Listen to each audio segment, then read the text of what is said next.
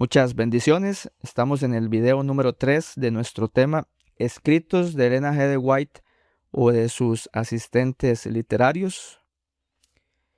En el video anterior quedamos en la siguiente pregunta o por responder la siguiente pregunta. ¿Cuáles son las bases bíblicas que permiten afirmar que la inspiración divina no se limitó únicamente a la elección de palabras, sino que implicó un proceso cognitivo activo entre Dios y el profeta? Además de lo que señalamos sobre los 6 modelos de inspiración, al menos 3 aspectos sugieren que la inspiración no se redujo a un dictado verbal. Número 1.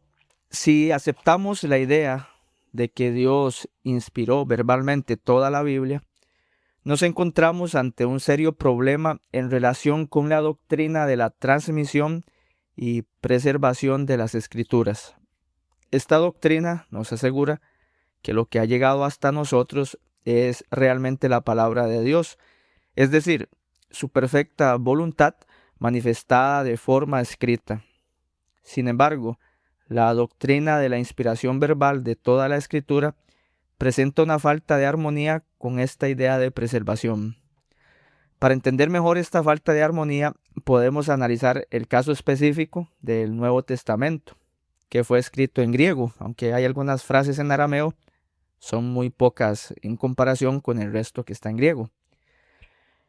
El término autógrafo se refiere a lo que fue escrito de mano por el autor original del Nuevo Testamento o por sus secretarios. Por lo tanto, los originales de las epístolas o cartas de Pablo, Pedro, Juan, entre otros, se conocen técnicamente como autógrafos. Desafortunadamente, estos autógrafos ya no existen debido a que se perdieron o se deterioraron con el paso del tiempo. En su lugar, contamos con las copias que se hicieron de los originales o autógrafos, las cuales se conocen como manuscritos griegos del Nuevo Testamento. Actualmente se han registrado alrededor de 5.600 copias o manuscritos griegos del Nuevo Testamento. En su soberanía, Dios no permitió que su palabra se perdiera o fuera destruida sin dejar ningún rastro. En lugar de eso, la preservó y transmitió a través de los 5.600 manuscritos griegos existentes, sin contar los manuscritos en otros idiomas como latín, siriaco, copto, entre otros. Al sumar los manuscritos griegos y los manuscritos en otros idiomas, se puede encontrar alrededor de 20.000 copias del Nuevo Testamento, lo cual es impresionante. Además, se debe destacar el hecho de que hay cerca de 1 millón de citas bíblicas en los escritos de los padres de la Iglesia, quienes fueron líderes de la Iglesia en los primeros siglos de nuestra era. Considerando la importancia de la preservación y transmisión de la palabra de Dios, es reconfortante saber que, en caso de una eventualidad, se podría reconstruir el Nuevo Testamento con el 1 millón de citas que se encuentran en los documentos de los padres de la Iglesia, evidenciando la protección divina sobre sus escrituras. Por otro lado, los estudiosos de los manuscritos griegos han realizado una comparación exhaustiva de los 5.600 manuscritos existentes, encontrando ciertas diferencias que no resultan significativas, ya que el 99% de ellas se relacionan con cuestiones gramaticales y detalles similares. Esta información, sin lugar a duda, demuestra la fiabilidad y la coherencia de la transmisión de los textos bíblicos. El Nuevo Testamento consta de aproximadamente 140.000 palabras, mientras que los manuscritos griegos presentan alrededor de 400.000 diferencias entre sí, es decir, más diferencias que palabras. Sin embargo, y aunque la afirmación pueda parecer reiterativa, estas diferencias no son significativas, ya que no afectan las doctrinas que se encuentran en la Biblia y no desvirtúan la revelación divina que se nos ha transmitido a través de ella. Los especialistas que han tenido la oportunidad de revisar estas variantes textuales han constatado que la mayoría de ellas son insignificantes. Por lo tanto, es importante tener en cuenta que existen muchas diferencias o variantes entre los manuscritos preservados y transmitidos por Dios.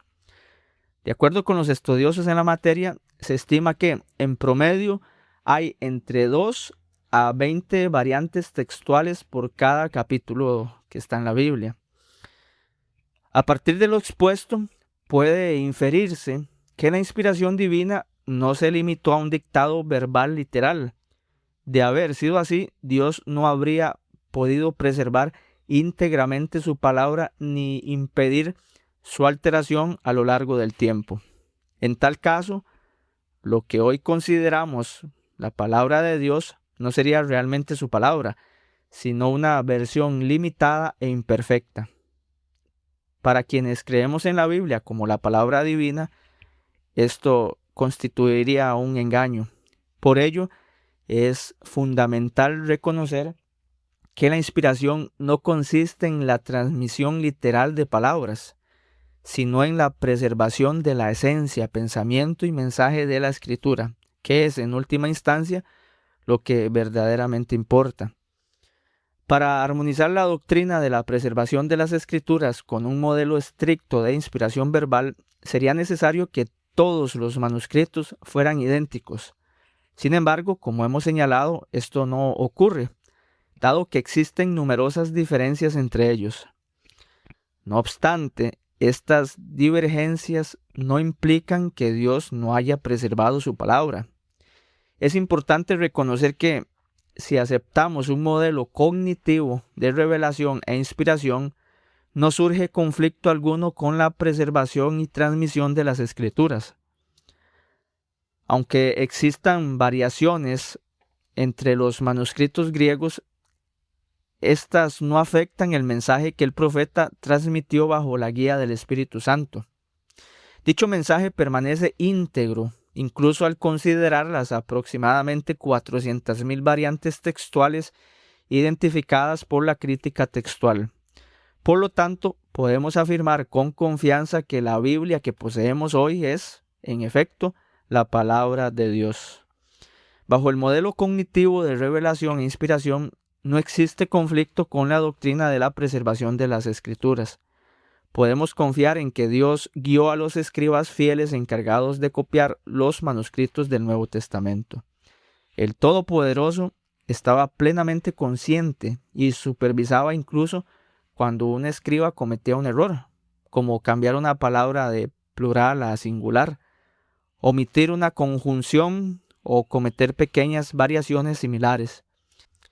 Estas alteraciones o variantes no fueron prevenidas por Dios, porque Él sabía que no comprometerían el mensaje que había revelado e inspirado a sus profetas, mensaje que nos ha sido transmitido íntegramente a través de la Biblia. Con el fin de obtener el mayor provecho y asegurarnos en la medida de lo posible de que no queden dudas sobre lo que se ha discutido anteriormente, examinemos las variantes textuales presentes en el libro de Filemón. La elección de este libro se debe a razones prácticas, ya que al ser un libro corto, no requerirá de mucho tiempo para su análisis. Para esta sección, hermanos, es muy importante seguir de cerca lo que se presenta en el video, las diapositivas. Esto para no perdernos con la información que vamos a compartir. Si no, va a ser muy difícil captar lo que vamos a presentar, que son algunas de las variantes textuales en el libro de Filemón. La idea con este ejercicio es demostrar lo recién mencionado, que las variantes textuales son un indicador de que el modelo revelación-inspiración no fue estrictamente verbal o de dictado, y que también dichas variantes textuales no son significativas, es decir, no alteran la idea que quiso transmitir el profeta y por lo tanto no afectan tampoco la doctrina. Entonces, prestemos atención a la pantalla. Vamos a ir al libro de Filemón, versículo 1. Recordemos que solo tiene un capítulo. En el verso 1 encontramos dos lecturas diferentes en los manuscritos que contienen este versículo. Recordemos que no son 5.600 manuscritos que contienen Filemón, sino que son algunos manuscritos los que contienen esta sección de las Escrituras. Este detalle es muy importante. Entonces, de esos manuscritos que contienen Filemón 1, el 40% presenta la lectura Pablo, prisionero por Jesucristo, mientras que el 60% de los manuscritos presentan la lectura Pablo, prisionero por Cristo Jesús. Ahí vemos la variante. Unos dicen Jesucristo, otros manuscritos dicen Cristo Jesús. En el versículo 2, el 94.8 de los manuscritos contienen la lectura y a la amada Apia, mientras que el 4.9 dicen y a la hermana Apia. En vez de amada, dicen hermana. En el versículo 6 hay tres variantes textuales. El 80% de los manuscritos presentan todo lo bueno, mientras que el 20% dicen toda buena obra. El 45% de los manuscritos dicen ustedes, que hay en ustedes, mientras que el 55% presentan que hay en nosotros.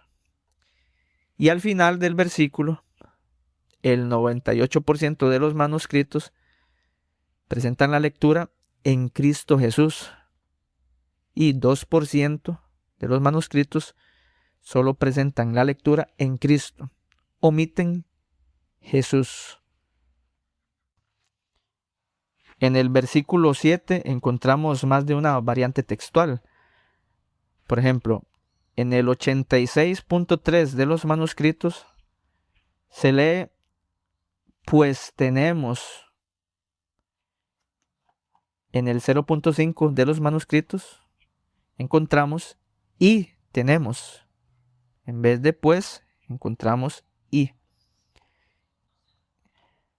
Y el 13.2% de los manuscritos solamente dicen tenemos mucha gratitud. El 84.7 presentan la lectura tenemos mucha gratitud. El 4.2 tuviéramos mucha gratitud. El 7.4 tuve mucha gratitud. El 2.5 de los manuscritos tengo mucha gratitud. Y hay 5 variantes más que representan el 1.3% de los manuscritos. Luego, en el mismo versículo, el 88.1% de los manuscritos dicen mucha gratitud, mientras que el 11.9% dicen mucho gozo. Y al final del mismo versículo 9, el 95% presenta la lectura por Jesucristo, mientras que el 5% presentan por Cristo Jesús. En el verso 10 también hay una variante textual. El 97% de los manuscritos dicen en mis cadenas, mientras que el 3% solamente dice en cadenas. En el versículo 11 encontramos también otra variante textual.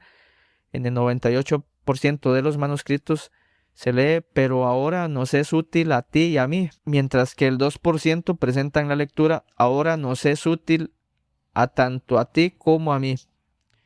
En el versículo 12 encontramos una variante textual.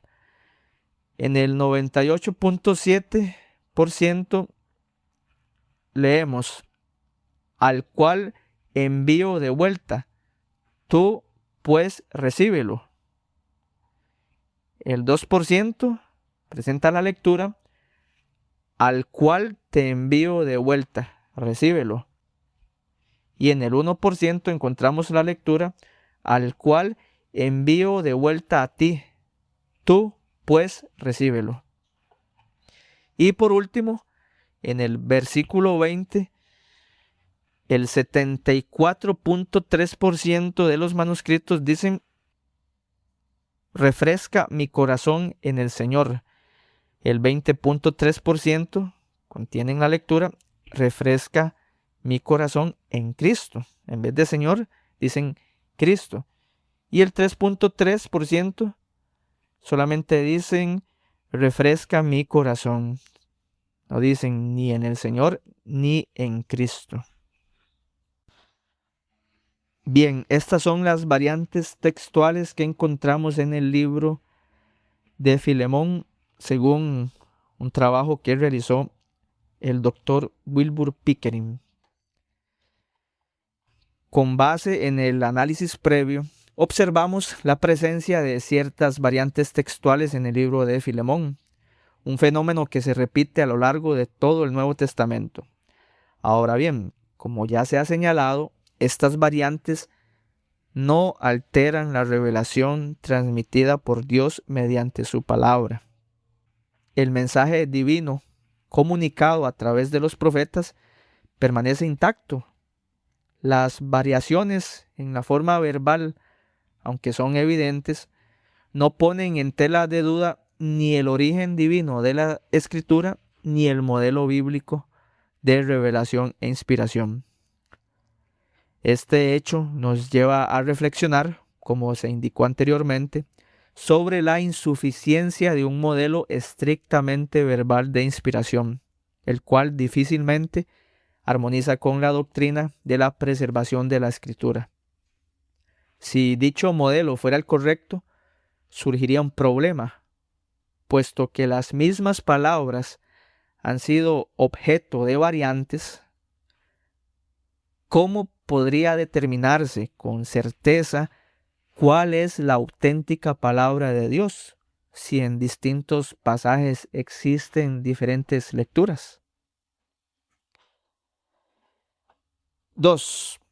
Otro aspecto que sugiere que la inspiración no fue predominantemente verbal, sino cognitiva, concierne a la repetición de ciertos relatos en los evangelios. En ocasiones, los autores de los evangelios reiteran ciertas narraciones. No obstante, estas presentan diferencias considerables en algunos detalles.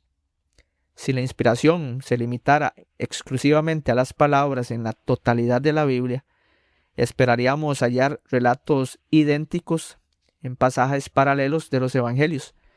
No obstante, al no ser este el caso, ¿cómo podemos interpretar las diferencias dentro de una misma narración? Para los defensores de la inspiración verbal, abordar y explicar dichas diferencias sin afectar su modelo de inspiración es una tarea ardua. Sin embargo, para quienes apoyamos que la revelación e inspiración fue un proceso cognitivo, dichas diferencias no generan ningún problema. Consideremos, por ejemplo, que en un relato paralelo, Mateo recibió la misma guía divina que Marcos, Lucas o Juan. Al plasmar por escrito la revelación divina, algunos detalles varían debido a que Dios permitió, en la mayoría de las situaciones, que cada escritor empleara expresiones y términos adecuados a su personalidad y formación. La idea central es igual en los relatos paralelos, pero se manifiesta mediante distintas palabras. Un ejemplo recurrente de estas diferencias es lo que escribió Pilato en el rótulo clavado en la cruz donde murió nuestro Señor Jesús. Examinemos estos relatos. En Mateo 27:37 leemos, y pusieron sobre su cabeza su causa escrita. Este es Jesús, el Rey de los judíos. En Marcos 15:26 se lee, y el título escrito de su causa era El Rey de los Judíos. Lucas 23:38 presenta, había también sobre él un título escrito con letras griegas, latinas y hebreas. Este es el Rey de los Judíos. Y Juan, en el capítulo 19, escribió también Pilato un título que puso sobre la cruz, el cual decía, Jesús Nazareno, Rey de los Judíos. Es evidente que los 4 evangelios exponen con distintas palabras lo que escribió Pilato. Para aquellos que creen fervientemente en el modelo de inspiración verbal, esto constituye un problema. No obstante, para quienes aceptamos que la inspiración no se restringió exclusivamente a las palabras, el mensaje e ideas centrales son sumamente claros. El rótulo indicaba, de manera sarcástica, que Jesús era el Rey de los Judíos. Otro ejemplo ilustrativo de relatos paralelos con detalles distintos en los evangelios se encuentra en Mateo 5, 1 y 2 y Lucas 6, 17 al 19, referentes al Sermón del Monte. Mateo 5, 1, 2 presenta, viendo la multitud, subió al monte y sentándose, vinieron a él sus discípulos, y abriendo su boca les enseñaba diciendo, bienaventurados los pobres en espíritu, porque de ellos es el reino de los cielos.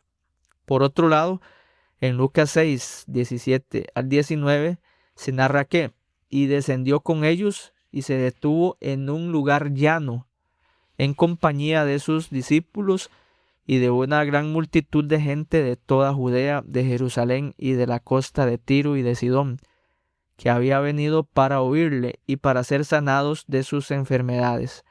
Y los que habían sido atormentados de espíritus inmundos eran sanados, y toda la gente procuraba tocarle, porque poder salía de él y sanaba a todos.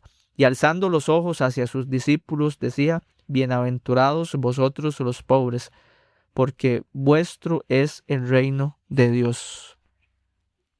Archibald Robertson nos indica inequívocamente que los discursos dados en Mateo y Lucas son los mismos.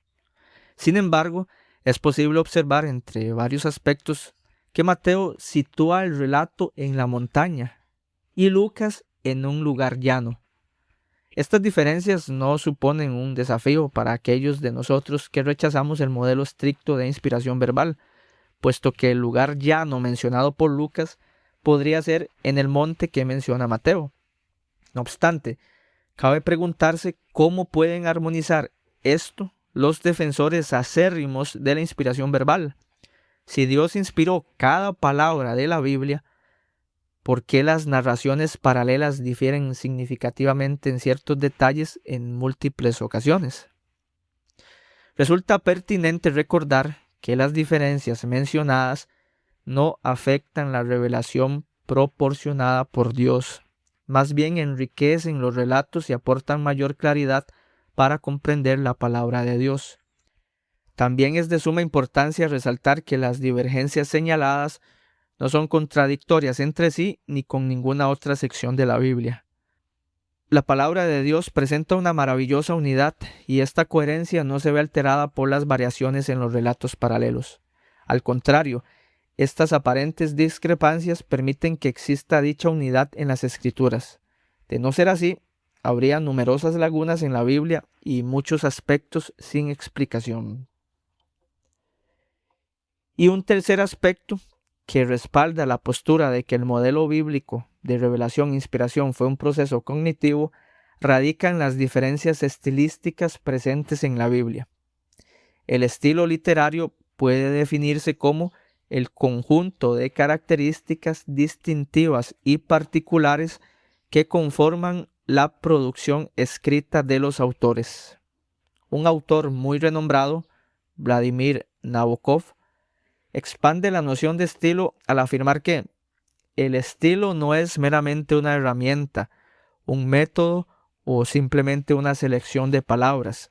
El estilo es mucho más que eso. Es un componente intrínseco y característico de la personalidad del autor. Por lo tanto, cuando hablamos de estilo, nos referimos a la cualidad peculiar de un artista individual y su forma de expresarse en la producción artística.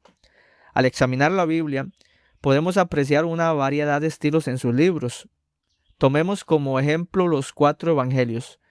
Al estudiarlos, podemos ver que todos comparten un propósito común: narrar la vida de nuestro Señor Jesús. Sin embargo, aunque todos persiguen un objeto similar, cada autor presenta su relato mediante un estilo único y diferente.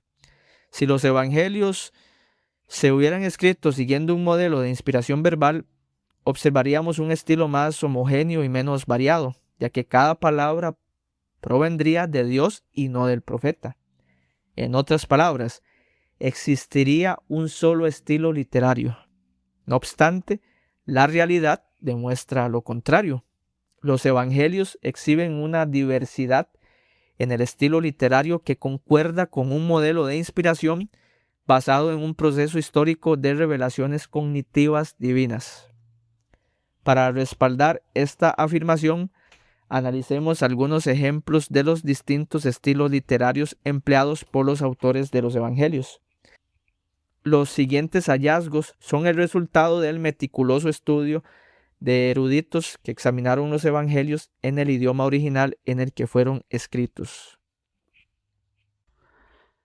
El estilo literario de Mateo es un tema de interés tanto para estudiosos de la literatura como para teólogos y exégetas. Las características específicas de su estilo están relacionadas con su enfoque en la claridad, la sobriedad, la repetición intencionada y el perfeccionamiento lingüístico respecto al griego popular de Marcos. Mateo presenta frases generalmente menos abruptas y más explícitas que las de Marcos, lo que indica una mayor preocupación por la estructura y la coherencia en sus textos. Sus narraciones suelen ser breves y sin adornos, destacando lo esencial y evitando la ambigüedad. La repetición en el estilo de Mateo es evidente en varios casos, como en la genealogía, el sermón de la montaña y otras enseñanzas. Estas repeticiones parecen tener un propósito didáctico, enfatizando ciertos aspectos de la enseñanza que Mateo quiere transmitir a sus lectores. En comparación con el griego popular de Marcos, Mateo muestra un perfeccionamiento lingüístico, sustituyendo a menudo el presente histórico de Marcos por el tiempo pasado, como en el ejemplo de la suegra de Simón, Mateo 8:14, comparar con Marcos 1:30. Este uso de diferentes tiempos verbales demuestra un buen sentido del lenguaje y una habilidad para presentar variaciones en función de las necesidades del relato. No obstante, Mateo también utiliza el presente histórico en ciertos casos, especialmente al emplear el verbo decir. Este recurso podría ser una manera de llamar la atención del lector hacia lo más importante del relato, las palabras de Jesús. En resumen, el estilo literario de Mateo se caracteriza por su claridad, sobriedad y repetición intencionada, así como por un perfeccionamiento lingüístico en comparación con el griego popular de Marcos. Estas características reflejan la preocupación del autor por transmitir de manera efectiva y didáctica las enseñanzas fundamentales de su obra a sus lectores. El estilo literario de Marcos, como se ha mencionado anteriormente, es directo, sencillo y gráfico. A pesar de la aparente simplicidad y redundancia en su vocabulario y expresiones, el texto tiene ciertas características que lo hacen sorprendente y efectivo para transmitir el mensaje evangélico. Uno de los recursos estilísticos más importantes utilizados por Marcos es el uso del presente histórico en lugar del aoristo, el tiempo clásico de la narración. Este recurso le permite al lector u oyente sentirse como un espectador directo de los hechos narrados, brindando una sensación de actualidad y realismo. En este sentido, la acción pareciera estar ocurriendo en el momento en que se lee o escucha el relato. Un ejemplo claro de ello es la curación del paralítico, donde Marcos utiliza el presente histórico, mientras Mateo y Lucas emplean el aoristo. Marcos también muestra una predilección por los diminutivos, dándole al texto un sabor popular y cercano a la gente. Entre estos diminutivos encontramos palabras como hijita, niñita y pececillo, que humanizan y acercan las acciones y personajes a sus lectores. Otra característica distintiva del estilo literario de Marcos es la viveza y el dramatismo en algunos de sus relatos. El autor logra mantener el interés del lector mediante el uso frecuente del presente histórico y del estilo directo, así como la descripción detallada de las escenas y el ritmo narrativo. Esto hace que la acción se visualice y se haga presente ante el lector, permitiéndole experimentar los eventos como si estuviera participando en ellos. Un recurso estilístico adicional es la intercalación de episodios o la división de un relato en dos partes mediante la inserción de otro relato entre las dos mitades del primero. Este método, ejemplificado en el relato de la resurrección de la hija de Jairo, crea una sensación de tensión y ansiedad en el lector, que se ve aliviada cuando el relato original se reanuda y culmina con un evento sorprendente y reconfortante.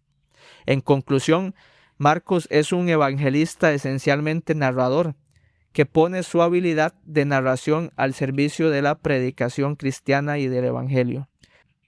Su estilo, aunque simple y redundante en apariencia, resulta efectivo para transmitir el mensaje evangélico a través de vívidos relatos y recursos estilísticos que capturan y mantienen el interés del lector, permitiéndole experimentar y comprender de manera profunda y personal el poder y la misericordia de Jesús. El estilo literario de Lucas es ciertamente digno de atención y análisis. Su manejo del griego helenístico es excepcional, lo que permite que sus escritos, el Evangelio de Lucas y el libro de Hechos, sean considerados como obras maestras en términos de lenguaje y estilo dentro del Nuevo Testamento. El griego helenístico era la lengua franca del mundo grecorromano durante ese periodo histórico, lo que le proporcionó una base sólida para transmitir sus ideas y narraciones a un público amplio e instruido. En este sentido, el dominio de esta variante del griego por parte de Lucas no solo refleja su educación y erudición, sino también su intención de hacer accesible su mensaje religioso a una audiencia diversa y universal. Lucas presenta una elegancia estilística en sus escritos mediante la economía de palabras y las vívidas descripciones. Sus habilidades narrativas permiten a los lectores sumergirse en las historias y obtener una comprensión más profunda de sus personajes y eventos. Las parábolas del hijo pródigo y del buen samaritano son ejemplos claros de este estilo sofisticado y cautivador. Sus habilidades narrativas permiten a los lectores sumergirse en las historias y obtener una comprensión más profunda de sus personajes y eventos.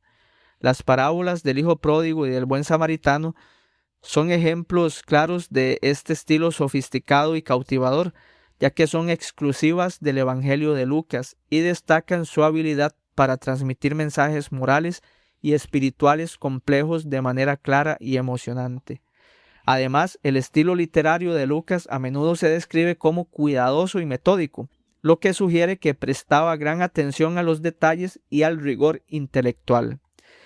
Este enfoque sistemático y ordenado es evidente en la estructura de sus escritos, lo que facilita la comprensión de sus argumentos y la coherencia temática. Cabe destacar que este enfoque meticuloso también podría haber sido influenciado por su formación como médico, ya que se cree que Lucas era un médico de profesión. Y el estilo literario del Evangelio de Juan, uno de los 4 evangelios canónicos, se caracteriza por su sencillez y profundidad teológica.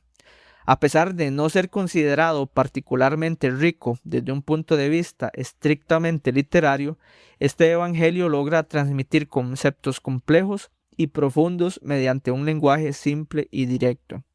Con tan solo 1011 palabras diferentes dentro de las 15.635 que componen el texto, la sintaxis básica y el vocabulario limitado no impiden que el mensaje sea impactante y significativo. De hecho, este enfoque simple puede servir para resaltar aún más la majestuosidad teológica que se encuentra en el Evangelio de Juan, permitiendo al lector centrarse en las enseñanzas fundamentales presentadas en lugar de perderse en adornos lingüísticos. El uso frecuente del presente histórico y la conexión de las frases con la partícula kai, que se traduce como i, añaden una sensación de inmediatez y continuidad a la narrativa. Además, en comparación con los evangelios sinópticos, Mateo, Marcos y Lucas, Juan emplea un vocabulario distintivo para transmitir sus pensamientos, lo que contribuye a su singularidad dentro del canon sagrado. Estudios recientes han identificado aproximadamente 400 características propias del estilo literario de Juan, lo que demuestra su enfoque único. Es posible argumentar que la simplicidad en el estilo de Juan es precisamente lo que permite que su mensaje teológico resuene con tanta fuerza. La capacidad de presentar conceptos complejos y abstractos de manera clara y accesible es una habilidad valiosa, especialmente en el contexto de la teología y la enseñanza espiritual. La sencillez en el lenguaje puede ser una herramienta poderosa para llegar a un público más amplio y permitir que las ideas se comuniquen de manera eficiente y efectiva. En última instancia, aunque el Evangelio de Juan pueda carecer de riqueza literaria en comparación con otros textos religiosos o filosóficos, su profundidad teológica y la claridad de su mensaje compensan ampliamente estas limitaciones. El estilo aparentemente modesto y directo de Juan se convierte en un vehículo perfecto para transmitir verdades universales y eternas.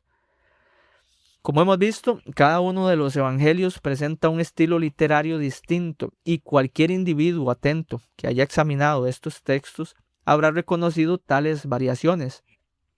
Estas diferencias estilísticas insinúan que cada evangelista participó activamente en la formulación de los escritos divinamente inspirados, en lugar de ser meros transmisores automáticos que recibían palabra por palabra de Dios. Si bien en ciertas instancias encontramos esta última situación, generalmente no fue así. El modelo cognitivo de revelación e inspiración permitió que cada profeta empleara términos y expresiones propios de su época, cultura y educación para articular o modular de manera precisa lo revelado divinamente. Este modelo de inspiración fue aceptado por Ellen G. White y algunos pioneros destacados de la Iglesia Adventista, rechazando así la inspiración verbal. Esto último es lo que vamos a analizar en los siguientes videos.